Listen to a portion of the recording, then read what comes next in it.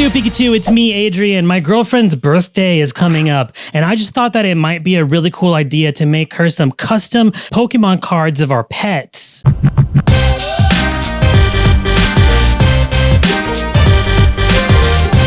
Now, I myself have this cat. He's a vegan, and while that lifestyle isn't for me, good for him, you know? Now, Melody's got 3 birds. She has a green-cheeked conure named Avery. She has a Myers parrot named Joey. And this guy right here, there's the homie Beaky. Can you guess why he's named that? I don't think he likes you. So I decided to find a few artists on Fiverr who could draw fake Pokemon for me. Now, I haven't necessarily had good experiences with Fiverr in the past, so let's see how this goes. The next step is to get some Pokemon cards. Oh, you know what? I should let you know I am going to be damaging Pokemon cards in this video. I know some of you don't like that. I've gotten in trouble on the internet for it before, so if you're one of those people, consider this to be your trigger warning, okay? Anyway, let's go get those cards. It sounds easy enough.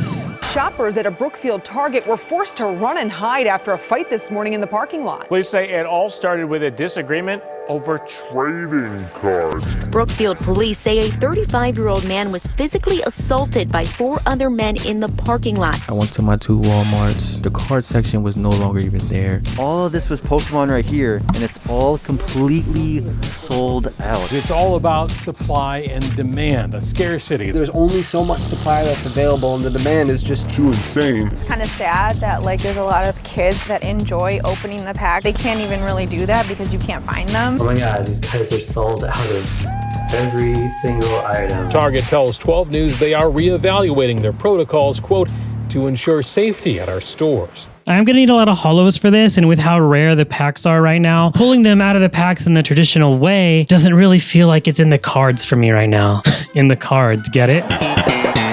I found a reseller on Amazon who will basically send me a box of nothing but reverse holos, and that sounds perfect. It sounds like a big brain move to me, so let's go with that. All right, cool. Immediately upon opening, that is it's a GX card. That is a full art. Oh, okay, and so these are all from different sets, so they all have different patterns on them, so I'm gonna have to get a little strategic with this, I guess. I don't even know if this is gonna work. That's what I have to work with, because apparently you just can't get Pokemon cards anymore, so let's see what happens.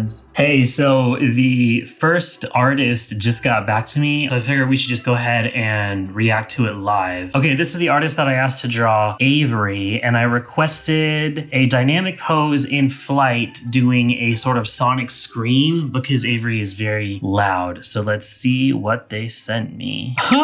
Oh my goodness, it's so cute. Pokemon cards come in all different styles, which is why I'm commissioning so many different artists, because I really want them all to look different. Approved! So it's a website called Pokemon Card Maker. I don't have an image because I am gonna manipulate this myself, but it knows exactly how to do all the text and all the information that I need. I know it's a little bit weird, but I tend to do all of my image manipulation in After Effects just because I have way more experience there than I do in Photoshop. Over the course of the next few days, I received the rest of the art. Okay, he put his Instagram handle. Now I'm gonna grab some pure acetone and put it on a cotton swab and just start rubbing one out, bro.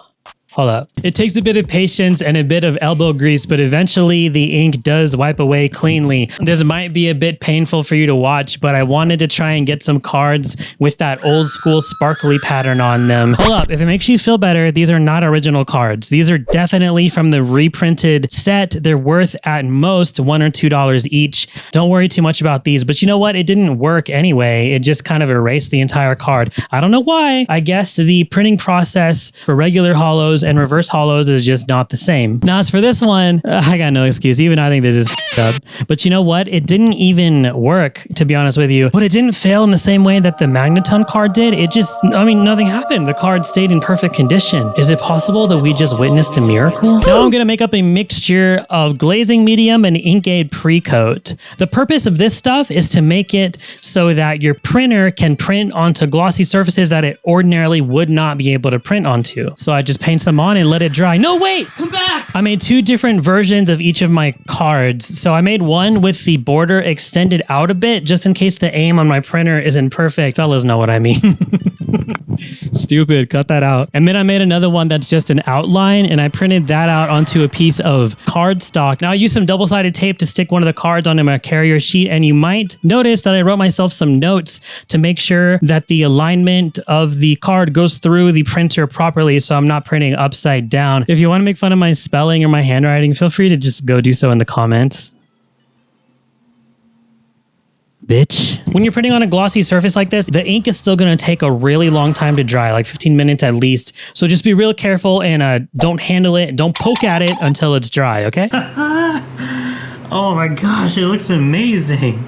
Look how good it looks. Now, I did have one issue with the prototype card. The thing is, the card is hollow all the way through, right? The parts that I ultimately don't want to be holographic, they're not going to be that bold because it's basically just like I printed them on gray paper. So I thought of an idea. Why don't I just print out first like a faint outline of like the Pokemon itself, and I'm going to hand paint on some white paint so that I can print over that, and that's going to make it so that the colors are now printed over white instead of over gray. And I think that should look a bit better. Does that even make sense? This is the part where if I was a YouTuber, I'd be like, oh my God, it's so satisfying. Oh my God, it's so satisfying. You know how they do that? Why is it sexual? So I'm all done with my painting white step, and my final product is definitely going to have brush strokes in it, but honestly, I'm okay with that aesthetic. One thing I noticed is that the painter's tape isn't really compatible with the original primer coat that I put on here for the printer. As you can see, it's kind of been pulled up. I think that's okay because I do want to reapply it on top of this paint anyway, so I'm going to go ahead and do that, and then it's the moment of truth. Let's hope it works out. It looks awesome. Well, this kind of sucks because I spent a lot of time doing the painting on this, and this one printed out misaligned, and I don't know why, but you can see it's off by a significant amount. And then I just printed out the next one to see if it was a fluke, and this one is, I think, even worse. Much worse. So I just did a test with regular printing, and you can see that they're completely different in the way that they're placed on the paper. I think this one's actually correct. So I'm wondering if just the fact that I've put too much like chemicals on this paper and warped it and stuff is what's causing the misalignment. So this hand painting idea might not work. Also, to be honest, the finish on it is kind of ugly anyway, so maybe this is not the way. Hold up, now I'm confused because this one actually came out good. Everything's lined up pretty much perfectly. Wow. So you can see there's actually a matte finish where I want it and a shiny finish where I didn't paint anything. And that's how a regular Pokemon card looks, so that's actually pretty good. It's still a little bit messy looking though, so I'm still not sure if this is the way I want to go.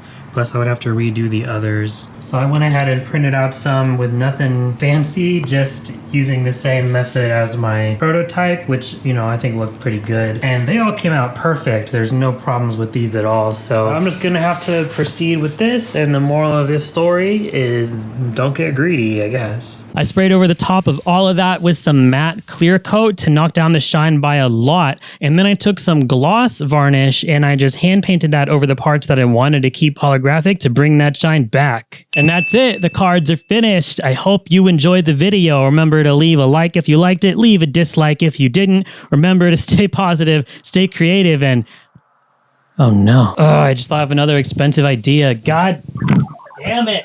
This is the Silhouette Portrait 3 in white.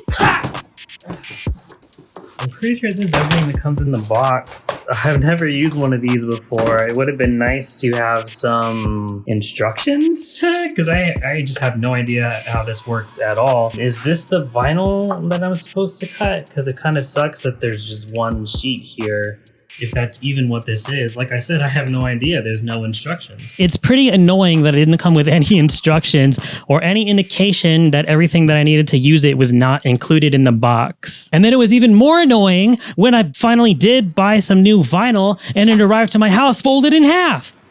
Seriously? Anyway, I think I might have it figured out, so let's give it a try. The first attempt, it was no good. It didn't really cut through the vinyl. It just kind of scratched it. The second time was a little bit better, but I decided to like rip and pull and really like strong arm it to get it out. So, I mean, that's no good either. The third time I applied as much pressure as possible, as many passes as possible, and I let it go as slow as possible. And it worked out like okay, like fine, like still not great. The next task is going to be removing all of the vinyl that I don't need and using transfer tape to stick it onto the card. Now, the transfer tape is not that sticky, but the vinyl is extremely sticky. So you kind of have to get your alignment perfect on your first try, which I did not. You know, the alignment on the printer is not perfect. My human alignment is not perfect. Hopefully those two things just kind of cancel each other out, you know? Probably not though. So this is my first run of blank cards with the primer masks on them, the vinyl masks. I did have to use this sculpting tool to get my stickers off. Doing that did leave some scratches. However, the only parts that would have been scratched are parts that are about to get covered up by white primer anyway. And that's what this is for, if I didn't explain that already.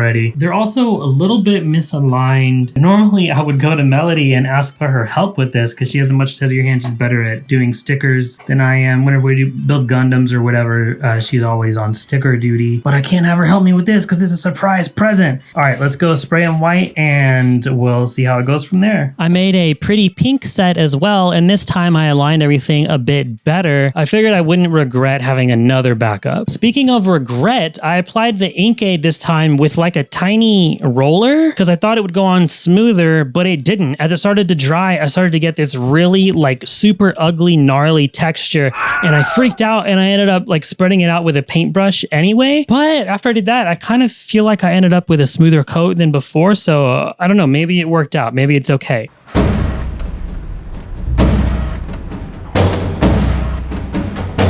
If you want my review of this vinyl sticker method, I think it's pretty good, but it does take a decent amount of precision and a fair bit of luck as well. I misaligned a bit over here and you can really see the difference, but over here, that one's pretty good. This time I also used some vinyl stickers as a mask for the gloss varnish to make it more precise. And that's it. These cards are done, son, for real this time. Now I know if I was a YouTuber, I would probably set up some hidden cameras and like secretly record her reaction when she opens it.